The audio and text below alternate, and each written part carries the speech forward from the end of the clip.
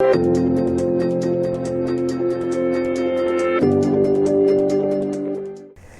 Namaste, Adab. Welcome to Desi TV Australia, myself Rekha Rajvanshi.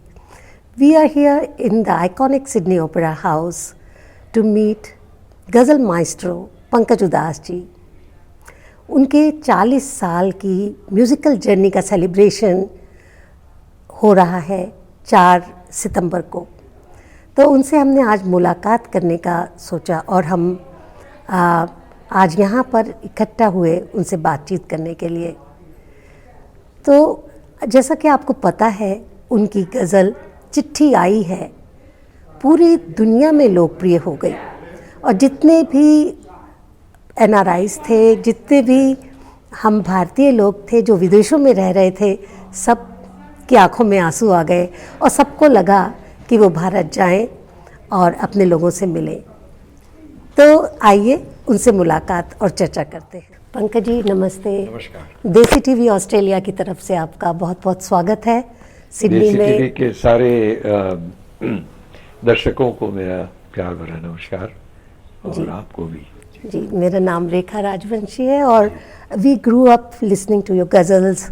आप इतना अच्छा, इतने सालों से 40 इयर्स की आपकी जर्नी है, तो मैं कई बार सोचती हूँ कि कैसे कोई ऐसा कर सकता है और कैसे आपकी आवाज़ में वैसा का वैसा जादू है। ये सब ऊपर वाला करम है, बस हम तो क्या, हम कोशिश करते हैं बस। जो वो कहते हैं ना कि जिसके ऊपर उसकी मेहरबानी हो जाए तो वो खुशनसीब होता है बस। तो हम अपने आप को खुशनसीब मानते हैं कि ऊपर वाले ने हमें इस काम के लिए चुना और हमें उसके लायक समझा। तो हम ये समझते हैं कि उसका दिखाया हुआ जो रास्ता है तो उस पे सही ढंग से चलें और उस पे इस तरह से चलें कि उसमें कोई कमी नहीं आनी चाहिए।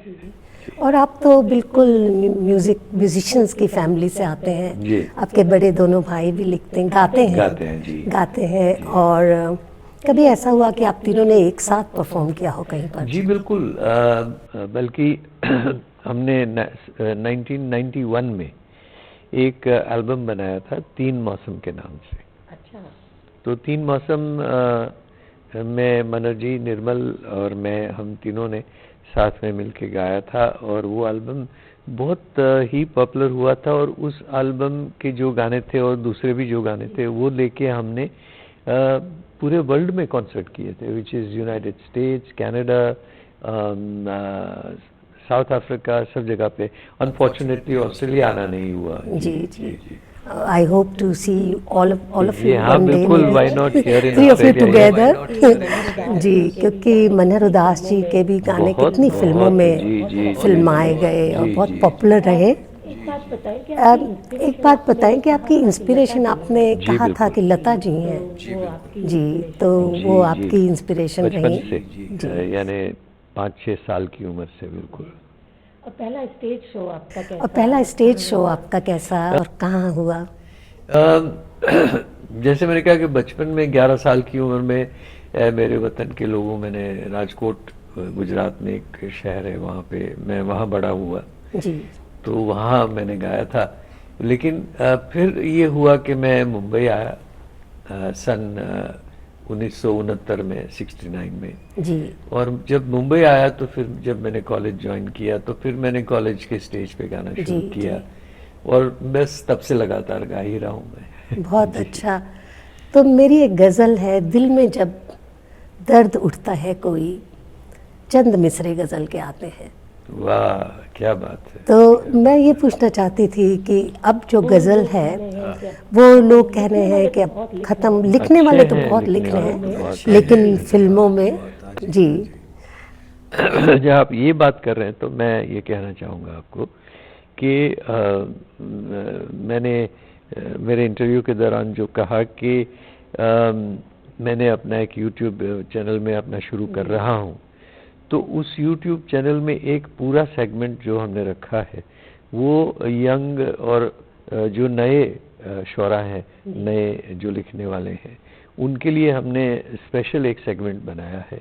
तो उसमें हम चाहते हैं कि नई नस्ल के जितने राइटर्स हैं, शायरी जो करते हैं, उनको हमें उनका हौसला बढ़ाना है और उनको आगे लाना है। तो हमारी कोशिश पूरी ये है कि हर रोज़ उसमें कम से कम 2-2.5 घंटे we will devote to new poets. That will be a very good idea, specially जो यंगर जनरेशन है हमारी, हाँ जी, जो हिंदी और उर्दू सब भूलती जा रही है जी, उनको हमें जोड़ने की बहुत ज़रूरत है, मुझे बहुत लगता है। जी जी जी, तो ऐसा भी कभी हुआ कि आपको कभी बहुत डिफ़िकल्ट आपके लिए मोमेंट्स, चैलेंजिंग मोमेंट्स रहे हों? जी। खैर रेखा जी, एक बहुत पुराना शेर है कि सुरखरू होता है इंसान ठोकरें खाने के बाद, रंग लाती है हिना पत्थर पे घिस जाने के बाद। घिस जाने के वाह बाद। वाह वाह, बहुत तो हम भी उसी रास्ते से गुजरे हैं, जी, क्योंकि सन 1970-71 से ऑलमोस्ट 1980 तक बहुत कड़ा संघर्ष किया मैंने, बहुत ही मैंने स्ट्रगल के दौरान कई मुसीबतों का सामना किया। लेकिन ये था कि हमारे माँ बाप के आशीर्वाद रहे, हमेशा बड़े भाइयों के आशीर्वाद रहे, और कुछ सबसे ज़्यादा तो ईश्वर ने रास्ता दिखाया। तो वो जाके 1980 में पहला एल्बम बना। अभी देखिए, उस वक्त और आज के वक्त में फ़र्क ये है कि आज तो आप जानते हैं कि जिसको गाना करना हो वो अपना आज जाए गाना रिकॉर्ड करके और कल यूट्यूब में डाल दें। बट हमारे साथ तो वो था नहीं।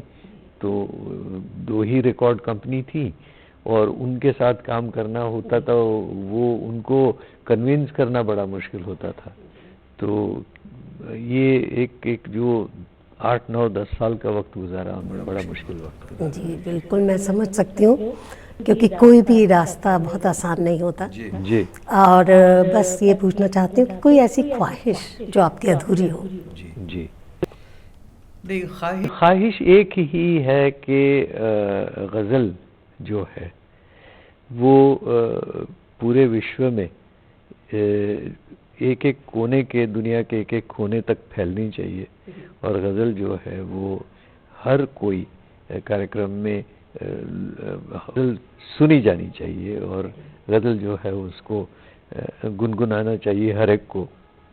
आप ये मेरी जी बिल्कुल ठीक कह रहे हैं। तो आपकी गज़लें हम सुनते हैं तो देखिए उसके साथ हंसते हैं, रोते हैं, गुनगुनाते हैं। कभी गम होता है तो हम तब उसको भी हम गज़ल सुन के मिटाते हैं, और फिर किसी महबूबा से हमको कुछ कहना हो तो आपकी गज़लों का इस्तेमाल करते हैं। तो एक कोई संदेश देना चाहेंगे? मैं यही कहना चाहूँगा कि आपके जैसे बहुत सारे नए शायर हैं, वो बिल्कुल हिम्मत ना हारें और अपना हौसला बुलंद रखें, और ज़रूर मेरे ख्याल से नई नस्ल के गज़ल के जो शायर हैं वो बहुत आगे आएंगे। जी है। देसी टीवी से बातचीत करने के लिए आपका बहुत बहुत शुक्रिया, धन्यवाद। जिसको कहें कि एक सुखद फहम एंकर से बात करके बड़ा नहीं, मुझे भी बहुत अच्छा लगा, और आपको बधाई हो 40 years of your musical journey. Thank you जी। Thank you.